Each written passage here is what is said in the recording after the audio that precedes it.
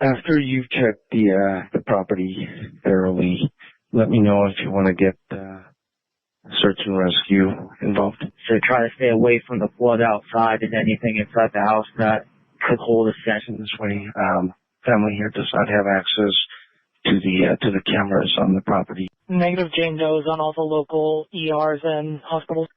10-4, thank you. Recently, I came across a really interesting breakdown of the Nancy Guthrie dispatch audio.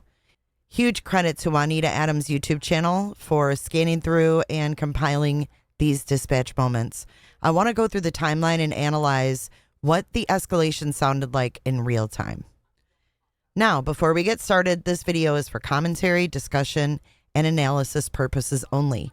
We cannot confirm with certainty that every transmission is directly tied to Nancy Guthrie case.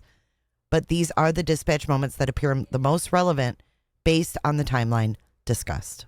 The first dispatch moment that stood out to me appears to involve investigators checking hospitals and transports very early on. Hey, can you check for any transports or hospitals, please? Right away, this gives the impression that investigators may have been trying to rule out whether Nancy had been transported somewhere unidentified. And this appears to happen very early in the response timeline. A few minutes later, we hear what sounds like investigators circulating Nancy's photo. I'll be 1060 the missing person as well also. I texted everyone that's working a OLN photo over.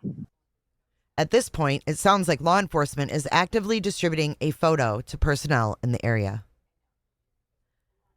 The overall tone here already feels more urgent than a simple delayed return. Then comes one of the first moments where the situation appears to escalate. 17. If you want to stick to the neighborhoods northwest, 842, you can take the southwest, and I'll stay on the east portion on Campbell neighborhood. This sounds like officers beginning to divide up surrounding neighborhoods during the search effort. Again, what stands out most to me is how rapidly the search appears to be expanding. Now, this next dispatch moment is probably one of the most significant parts of the scanner traffic. Try not to disturb any of the items in the house. We're getting a hold of a scent tracking dog, so try to stay away from the flood outside and anything inside the house that could hold a scent. This stood out to me because search and rescue is already being discussed relatively early into the timeline.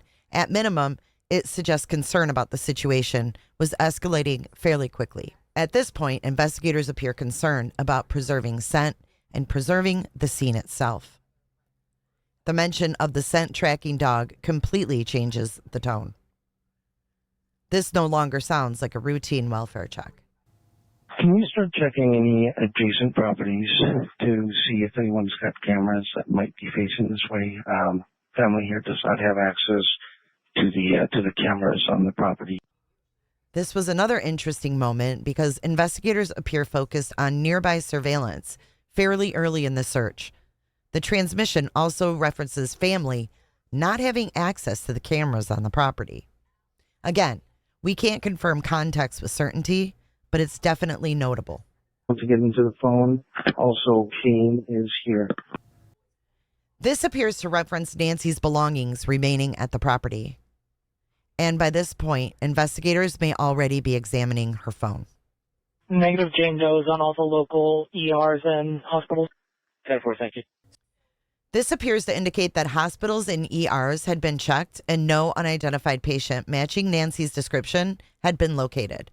What stands out to me most about this timeline is how quickly the response appears to escalate. Again, huge credit to Juanita Adam's channel for compiling and discussing this scanner traffic. And again, we can't confirm with certainty that every transmission discussed is directly tied to Nancy Guthrie case. But taken together, these moments in the dispatch appear to paint a picture of investigators rapidly escalating the search during those first critical hours. It also lets us know a little bit of what was going on between the family and investigators in the beginning. What stands out most to you in this timeline? Let me know below in the comments.